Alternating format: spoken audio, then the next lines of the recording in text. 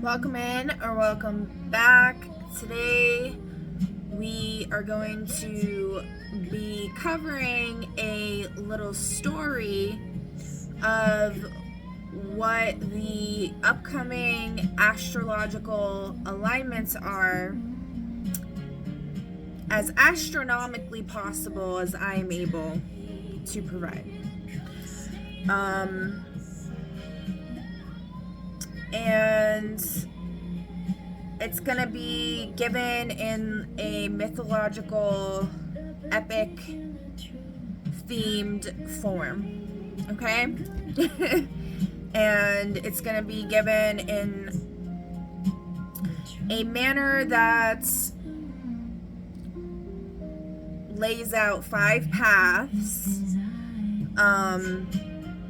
for the collective to endeavor upon. Okay? And so this is going to be from today, July 20th, 2026 to August 12th, 2026. Well, technically it's going to be July 20th to July 29th, which is the full moon. And then fast forwarding to August 12th to the total solar eclipse, where all of the energy should inevitably culminate, and we will hopefully be able to get a picture of what's going on. Okay? So this says, written in the year of the dragon's tail upon the royal star, when the moon prepared to devour the sun. Eclipse Chronicle, the August reckoning.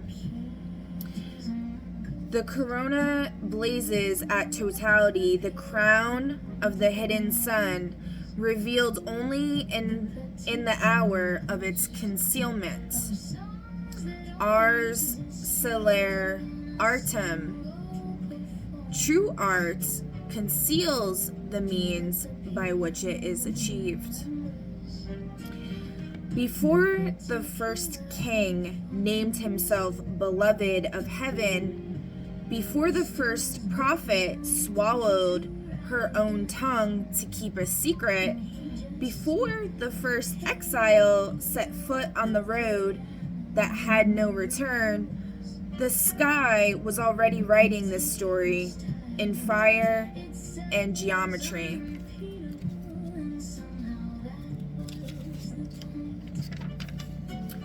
We are not actors in a play. We are letters in a word the cosmos is learning to pronounce. From the tablets of the conjunction attributed to the oracle Callista, recovered from the ash beneath the volcanic island of Therion, date unknown. Dramatis personae, Lysander of Regulus, the fallen king. He came to power the way most men do, who believe they were born to it, by standing at the right elevation when the light was best, and calling the resulting glow divine appointments. Lysander has ruled his coastal kingdom for 30 years on the architecture of charisma, wide-shouldered, lion-maned, with a voice that can make a crowd believe in almost anything, including himself. But beneath the gold and marble, the foundations are burrowed. His bloodline, he has always believed, descends from the line of Regulus, the royal star, the heart of the lion. This belief is, in the most precise astronomical sense, correct. What it does not account for is how that bloodline was obtained. He is 61 years old. He has never wept in public. He is about to weep where everyone can see.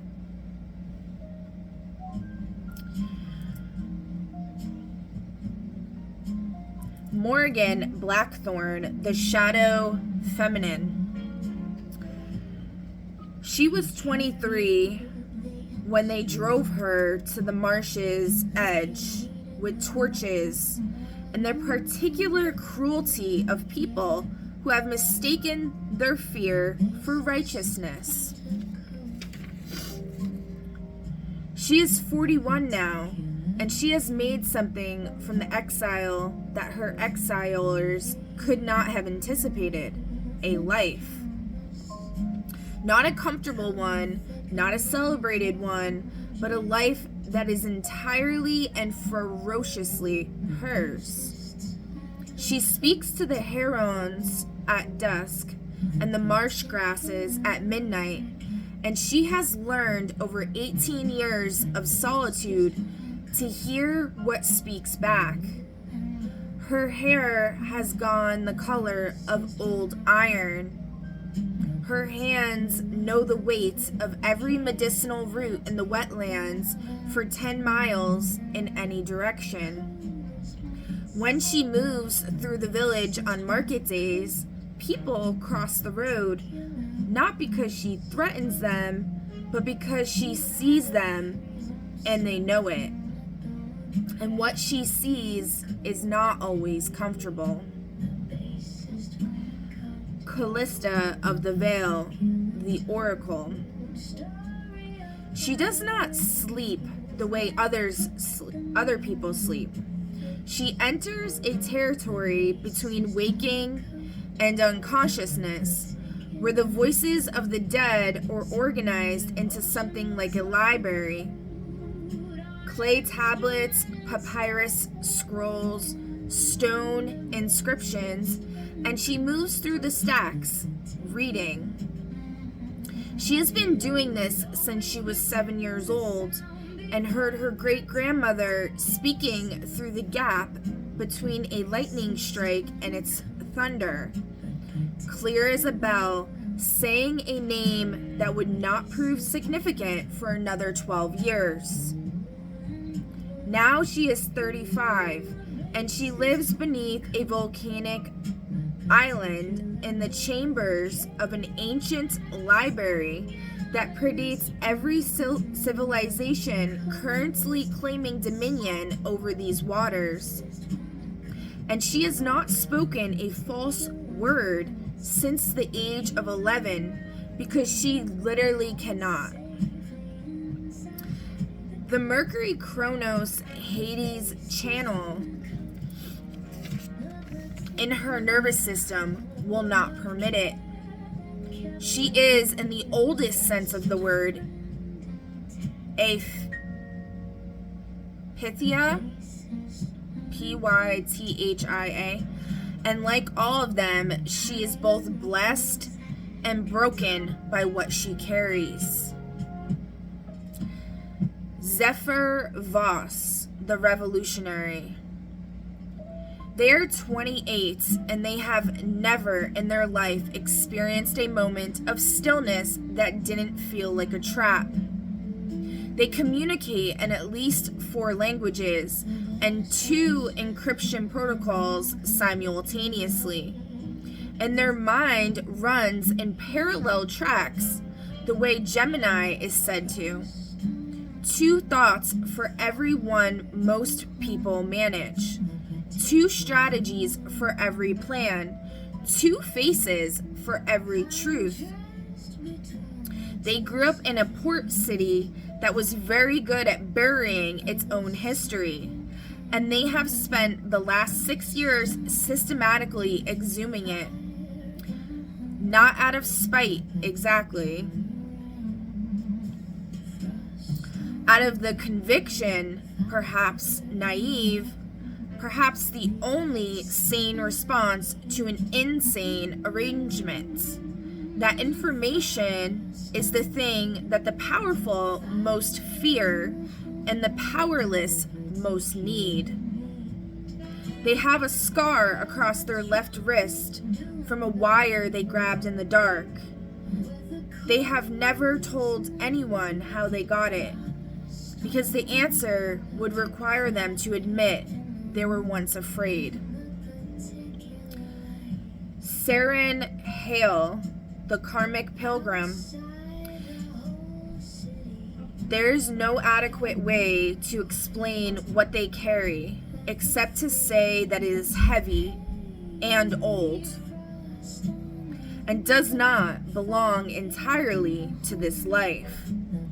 Saren is 37, a former keeper of historical archives in a small highland institution that no longer exists.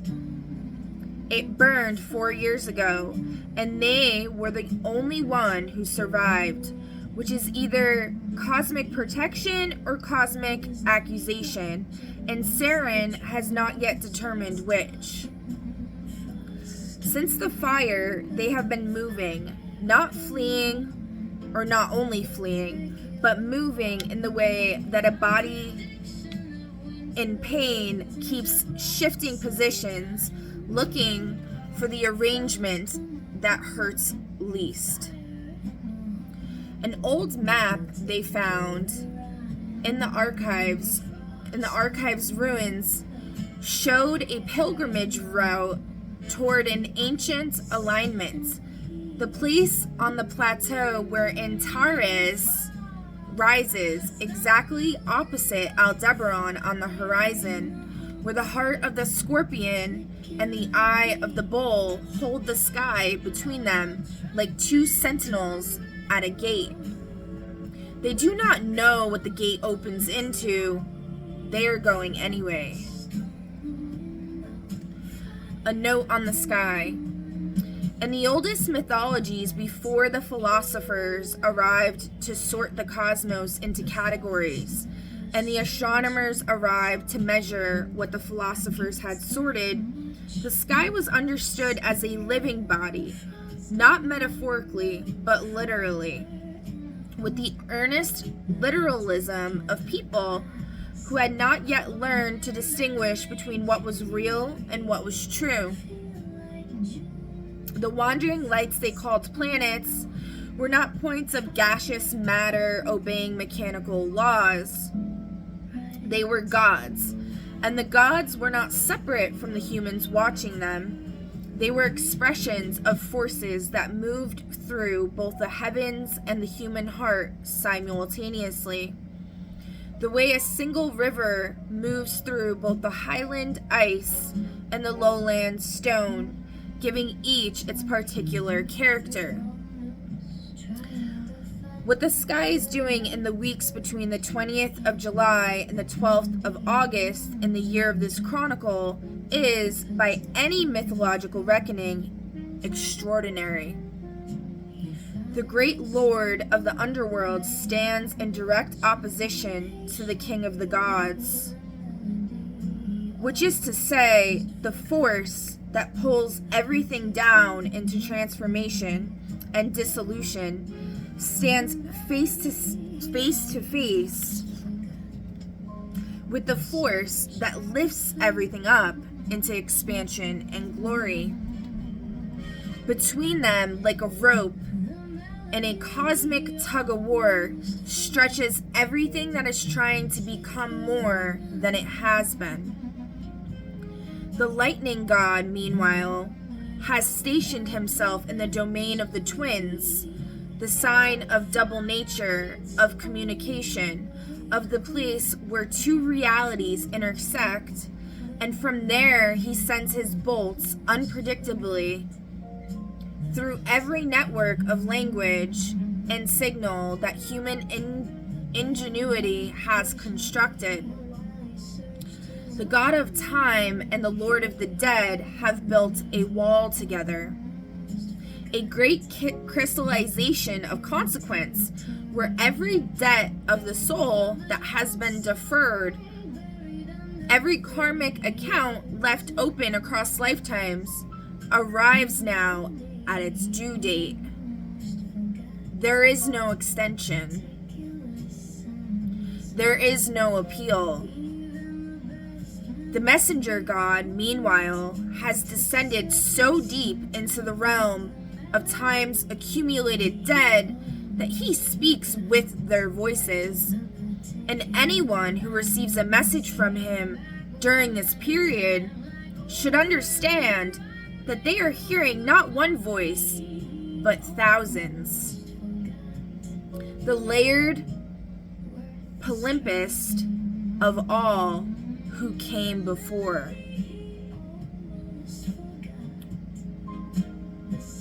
The dragon's tail. The point where the moon's orbit crosses the ecliptic in its descending arc sits precisely on Regulus, the royal star, the brightest eye of the lion. In the ancient tradition, the dragon's tail is the place of release, of things that must be shed, of past life royalty being returned to the soil like fallen leaves. For anyone whose soul has carried crowns it did not earn, this is the moment of accounting.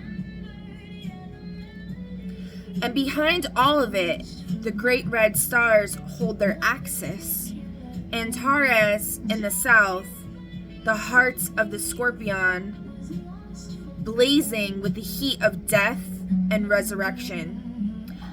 Aldebaran in the north, the eye of the bull, steady as the knowledge that what is destroyed will return in another form. Between them runs the axis of all transformation. On the 12th of August, the moon will consume the sun, not forever, only for 2 minutes and some seconds. But 2 minutes of absolute darkness in the middle of the day is, in the mythological imagination, not an absence. It is a presence, the deepest, oldest, most necessary presence. The moment when the ego light of consciousness is extinguished and the unconscious blazes up around it like a corona. Like the hidden sun revealed only when the visible one is covered. This is not a catastrophe. This is a birth. These are the forces moving through the sky. These are the forces moving through the 5 people who carry them, each in their own body, each in their own story, each walking toward the place where for 2 minutes in the blinding dark, all 5 paths become one. Part 1, the cracking of the dome, July 20th through the 22nd.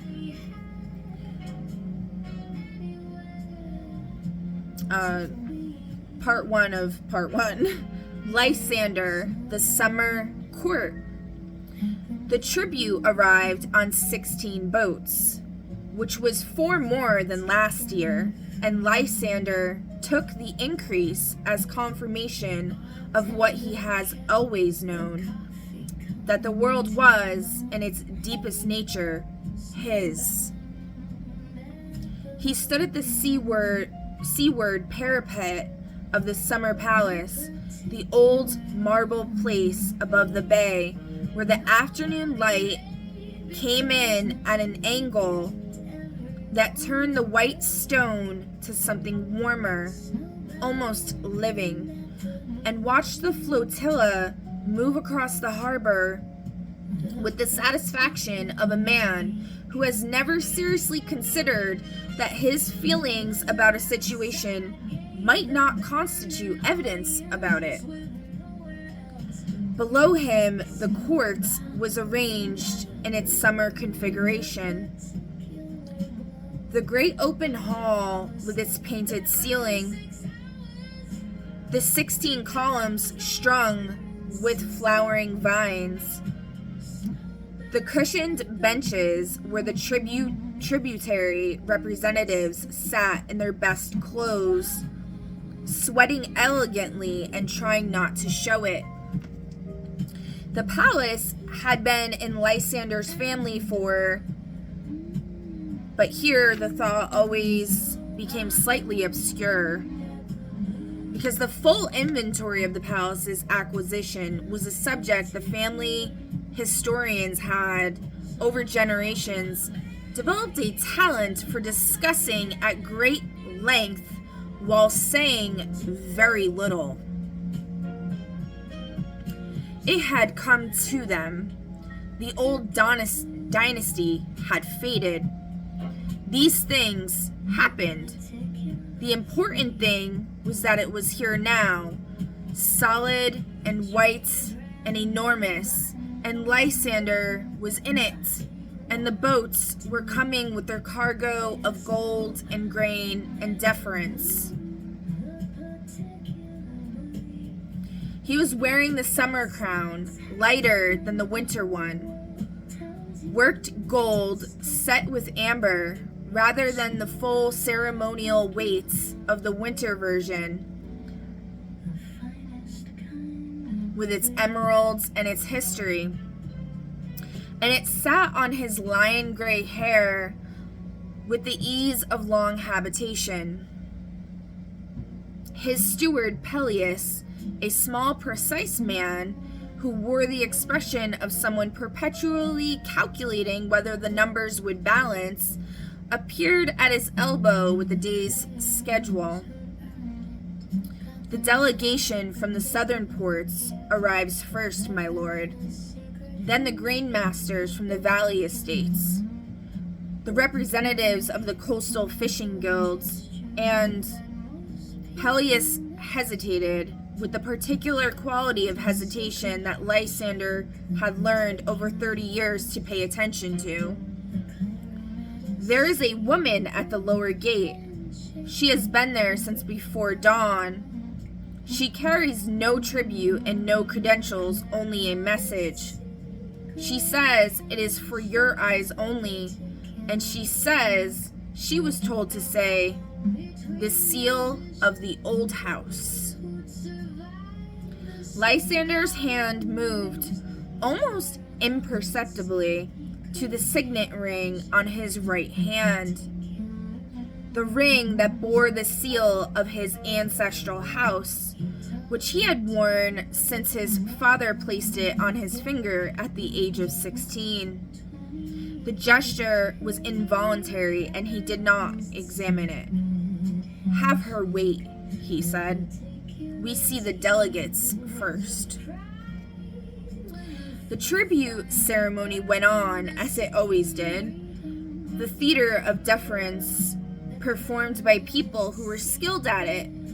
The theater of gracious reception performed by Lysander, who was better at it than anyone in the room.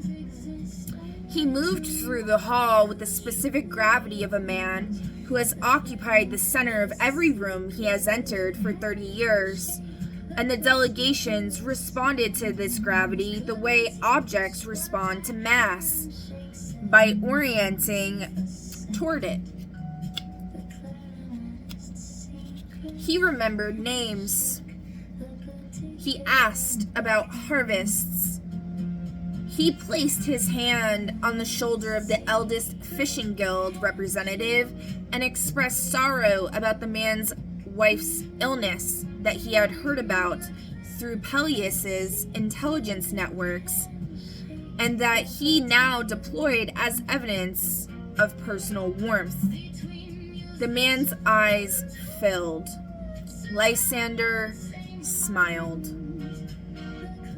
It was midway through the afternoon, during the break between the grain masters and the coastal guilds, that the first crack appeared. Not metaphorically, or not only metaphorically. One of the tribute seal boxes, a worked bronze container from the southern ports that was being arranged on the display table by a junior official, slipped from the man's hands and fell to the marble floor.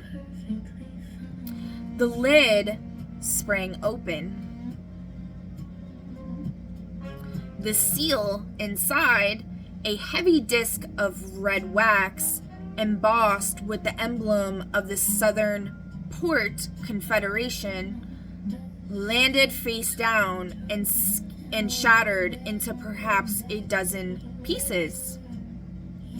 The sound in the marble hall was startling.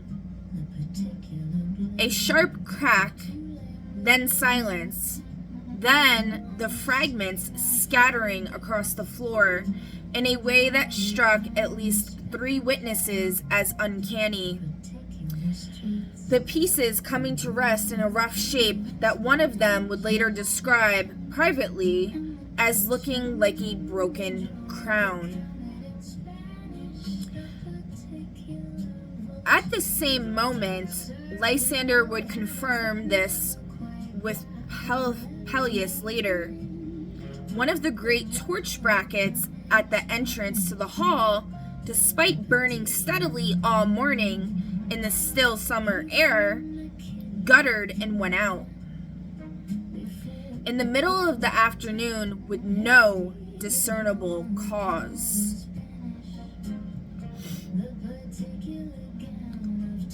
A steward relighted it within moments.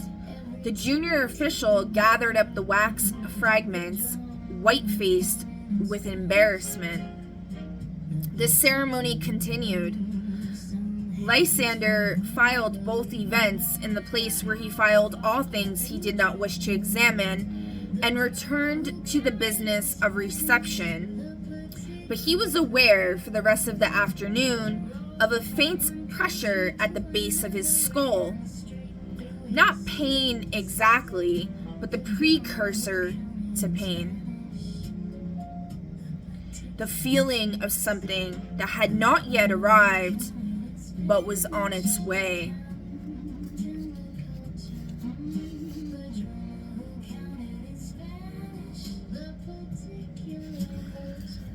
The woman at the lower gate was still there when the ceremonies ended. Her name, she said, was Isa, and she was a courier who had been given the scroll by a man she had never met before and would never meet again.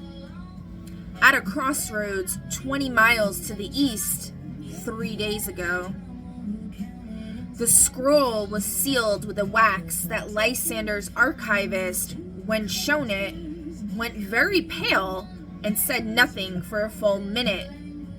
Then he said, "My lord, that seal is from the chancellery of the old dynasty." "The old dynasty has been extinct for 80 years, Lysander said. "Yes, my lord," said the archivist, and did not say anything else, and would not meet his eyes. Lysander took the scroll to his private study, which looked east over the garden and the sea road, and broke the seal. The text inside was in a hand he did not recognize, in a language he could not read. Not his kingdom script, not the trade tongue, not the old ecclesiastical alphabet he had been required to learn as a boy. Something older. Something with characters that looked like astronomical notations married to letters, or like letters that had been there so long they had begun to look like stars. He set the scroll on his desk and stood very still for a moment, looking at it. Outside, through the open window, the evening star had just appeared above the sea, and below it, barely visible, the red heart of Antares, pulsing like a coal. Part 2. Morrigan, the marsh at first light. The Huron knew something was different before Morrigan did. It stood at the edge of the black water, with its neck and its characteristic compressed S. But instead of the patient stillness it usually maintained, a stillness so complete it seemed less like an animal waiting and more like a philosophical position. It was turned to face the south, and its head was cocked at the particular angle that meant something in the sound of things had changed. Morgan was performing the dawn ritual, which was not the kind of ritual that required costumes or elaborate gestures. It required only presence and attention, which she had learned were the two most powerful magical tools ever conceived, and the two that no institution could sell you. She stood at the water's edge with her feet in the mud. The marsh in July was not cold. It was warm and dark and alive, with the smell of green decay, which she had long since learned to understand not as rot, but as transformation and progress.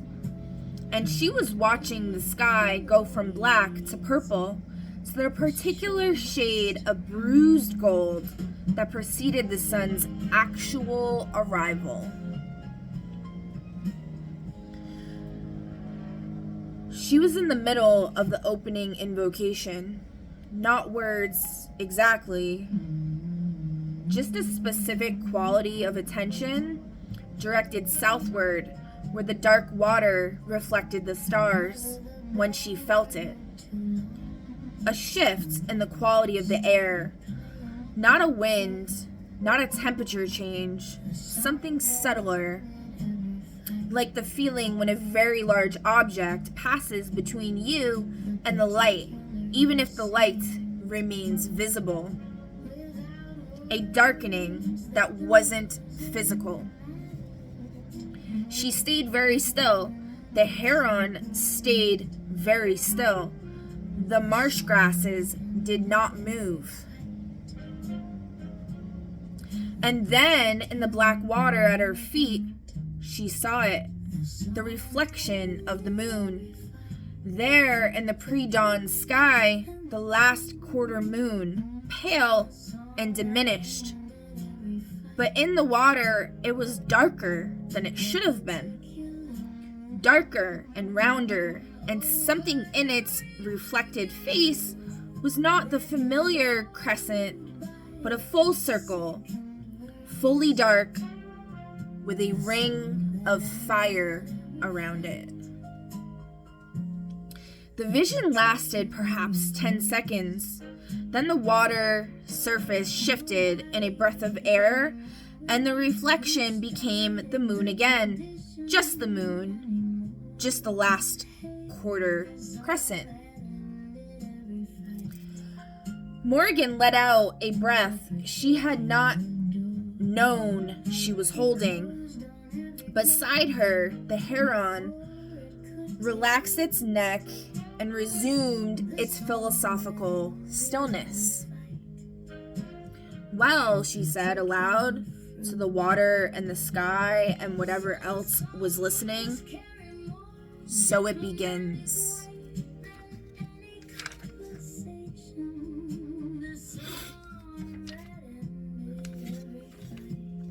She had known something was coming, the way you know weather is coming. Not from any single sign, but from the accumulation of signs, each individually explicable, together unmistakable. The behavior of the marsh cats in the past week, each of them independently choosing to sleep facing south, the unusual density of crows in the old oak at the marsh's inland edge, and the way they had been watching her rather than ignoring her, which was the crows' default relationship to humans it had decided were not interesting. The dream she'd had on 3 consecutive nights of a woman she had never met, dark-haired and terrible beautiful, standing in the marsh water up to her waist and holding out both hands. In one hand, a blade, in the other, a root.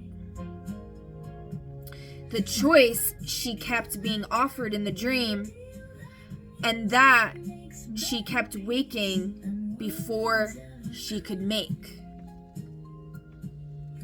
She walked back through the marsh grasses to her cottage as the sun came fully up, and she sat down at the table where she did her work, the long scarred table covered with drying herbs and small clay dishes, and the tools of the trade she had no name for except the one the village had given her, which was not the name she would have chosen, and she began to prepare. For what she did not know yet,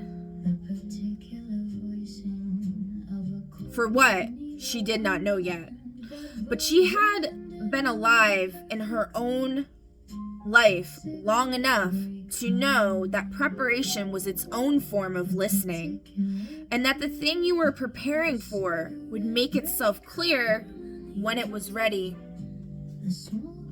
Part 3, Callista, the Underground Library. 12 meters below the surface of the volcanic island, in chambers that predated the current volcano by at least 3,000 years, chambers carved into the black rock by hands belonging to a civilization that had left no name, only the chambers and what was in them.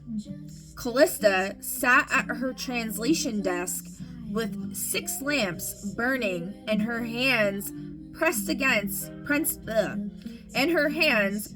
flat against a clay tablet, and felt the conjunction begin.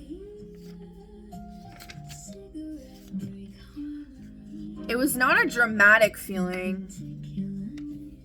It was not lightning and thunder and the parting of the veil.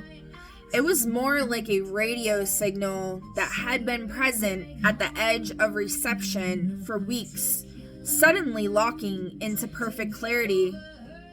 The voices that she always heard at the edges of things, now simply closer, more numerous, more urgent.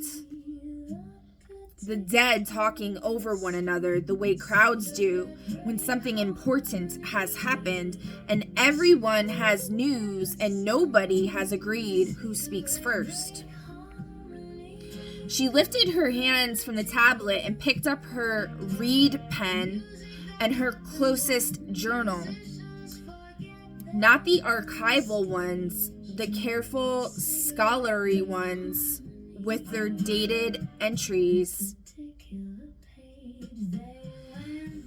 and their cross-references, but the personal journal, the one with no organization except urgency. And she began to write. Not what she heard exactly, but the impression of it, the shape of it, the way you write down a dream before the details blur. Someone ruling by a stolen name, a woman in a marsh, holding what the water shows her, a message that will travel in a dead script to a living disaster, a young person with lightning in their hands, standing on the edge of what looks like freedom and might be a cliff, and someone walking, always walking, under a sky that bends toward them with the weight of everything they have ever owed. She wrote for 3 hours without stopping. Then she stopped, because one voice had separated from the chorus, cleaner than the others, more intentional, with the quality of someone who had been waiting for exactly this moment. And it said in the old astronomical script that she could read in her sleep, because she nearly always was. The scroll is already traveling. You know where it goes. You know what it says. You know what it will do to him when he reads it. The question is not whether you translate it. The question is whether you deliver the translation yourself and look him in the eye while you do it. Callista set down her pen. She looked at the clay tablets on the shelves around her, hundreds of them, arranged by era and subject matter, the accumulated testimony of every voice that had ever been willing to speak through her channel. The oldest ones were at the back, in the deep part of the library, where the walls were wet and the lamplight barely reached. And they contained things she had never told anyone, not because they were secrets, but because there was no human context in which they could be received.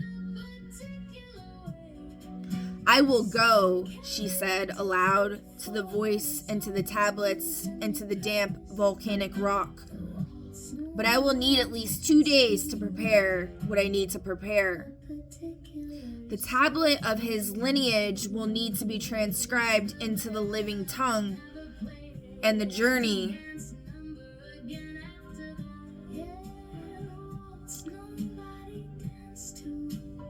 "2 days," the voice said. "He will not move until you arrive. He cannot. He doesn't know what he has yet." "He never does," Callista said, and picked up her pen and began the transcription. Part 4, Zephyr, the Port City Network. At 17 minutes past midnight on the 20th of July, Zephyr Voss sent a transmission that cracked open the world, or at least a significant portion of the institutional architecture that had been presenting itself as the world for the past 30 years. The transmission contained 11 documents, taken individually. Each document was interesting but deniable. The kind of thing that could be dismissed as incomplete, misinterpreted, taken out of context, or otherwise absorbed by the mechanism that had been developed for exactly this purpose. Taken together, they constituted a map of who had known what and when, and what they had done with the knowing, and what they had done to those who had tried to make the knowing public before this moment. Taken together, they were the kind of thing that, once seen, could not be unseen. Zephyr had been building towards this transmission for 6 years. 6 years of operating the encrypted network, of establishing trust nodes in 17 cities, of finding the people who had the pieces and helping them understand that the pieces were part of a pattern, of waiting, which was the hardest part. The part that required a disciplined Zephyr's twin-natured mind found almost physically painful. For the moment when the pattern was complete enough that the release would be signal and not noise. The moment had been tonight. They had known it the way you know a wave is about to break. Not from a single indicator, but from the whole feeling of the water, the quality of the pressure, the way everything was gathered and about to become something else entirely.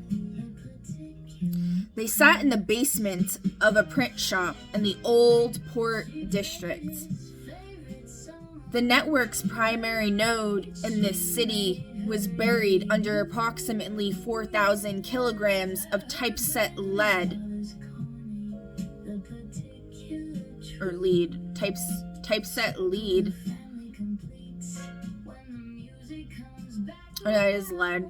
4,000 kilograms of typeset lead, and the personal prestige of the printmaster, an elderly woman named Agatha, who had been a very successful criminal in her youth and had transitioned in her later years to a very successful legitimate business without discarding any of the instincts that had made the former successful.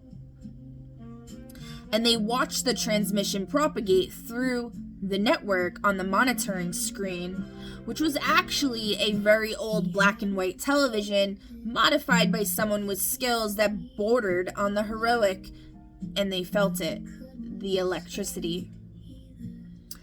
The particular Uranian voltage that ran through their nervous system when they had done something that the lightning god approved of.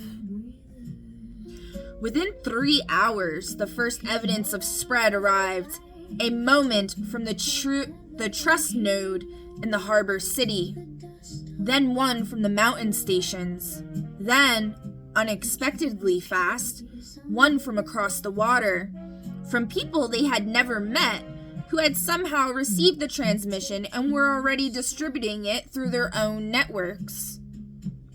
The documents were moving the way fire moves through dry grass, not in a line, in all directions simultaneously. Zephyr felt like a god. This is worth noting because it is exactly the feeling that Uranus and Jupiter together produce in those they favor.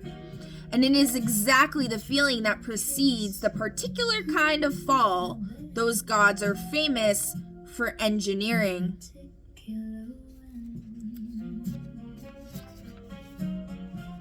By dawn, the first counter signals had begun. Part 5, Sarin, the road south. The road began in the usual way that impossible journeys begin, with a single step on an ordinary morning, when the light was flat and gray and the body still carried the heaviness of sleep. And there was nothing epic about the moment at all, except that it was the moment you had chosen, and having chosen it, you were now in it, moving. Sarin had left before dawn, which was not so much a strategic decision as an emotional one. The dark made the departure easier by making it less visible, less final feeling, more like an extension of sleep than a breaking of it. The map, old, printed on paper that had turned the color of old bone, covered in a notation system that Sarin had spent 3 months learning to read, was in the leather satchel on their back, along with 2 changes of clothes, a water bottle, a small tin of dried provisions, a journal of blank pages, and a candle that they would later understand was not for illumination, but for ritual. Though they did not know that yet. The road south from the highland town where they had been living, not settled, not really. Nothing as permanent as settled, just living in a way that was organized around the daily question of what to eat and where to sleep, rather than any more ambitious organizing principle, was broad and pale in the pre-dawn, edged by stone walls on both sides where the farmland had been divided and subdivided across generations. The stars were still out. Antares burned in the south, very low on the horizon, a coal red and unmistakable amid the paler scatter of the scorpion's tail. Aldebaran was not yet up. It would rise an hour before the sun, a red eye opening in the northeast, but Sarin knew it was coming. They had been told by the map and by the notes in the margin of the map, and by the feeling in their body that had been their least unreliable compass for the past 4 years, that the journey would take approximately 3 weeks if they moved steadily and did not deviate. 3 weeks from the 20th of July put the arrival at roughly the 12th of August. The map indicated in the notation system that Saren had laboriously decoded that the 12th of August was the only day the alignment worked. The only day when Antares and Aldebaran rose exactly opposed on the horizon at the precise latitude of the plateau between the mountains, when the geometry of the sky and the geography of the earth made the gate. They did not know what was on the other side of the gate. The notes in the margin were vague on this point, which Saren had decided to read as either comforting, not a terrible thing, or the notes would have warned them, or irrelevant. Knowing wouldn't make them more or less prepared. Either way, they were walking. By the time the sun rose, they were 5 miles south of the town, and the weight on their back was not the satchel. The satchel weighed perhaps 4 kilograms. What they were carrying weighed something in a different order of magnitude entirely, something measured not in units of mass, but in years, in lifetimes, in the accumulated interest on a debt the original transaction of which was obscured even from their own memory. It pressed down on their shoulders with every step. Saturn, they thought, without thinking it exactly. Always Saturn. Just walk. They walked. Alright, so that's part 1. Parts 1 through 5 of part 1. Part 2 is the descent. Okay, I'm gonna have to stop this recording here, and we will continue in another video. Alright, anyone who's watching or listening, whatever, both, either or, I hope you're enjoying this. If you're not, that's cool too. Party, pleasant crowd. Alright, cool.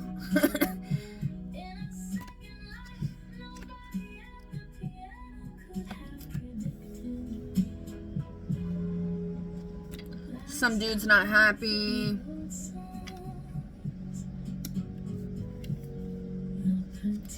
The unfaithful. The angels are not supporting them.